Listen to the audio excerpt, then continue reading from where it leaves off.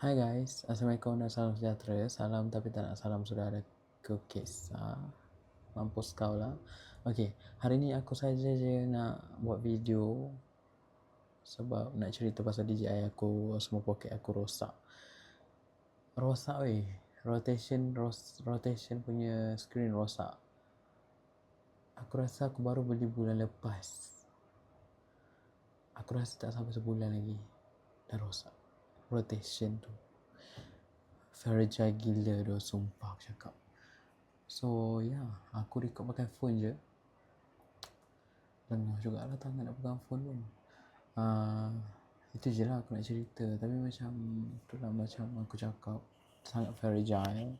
Siapa yang berniat nak beli DJI tu, sumpah aku cakap kat kau, benda lah tu fragile gila. So should be, siapa yang nak beli banyak kena fikir betul.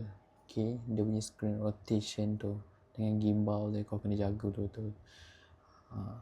So itu saja aku punya video untuk kali ni.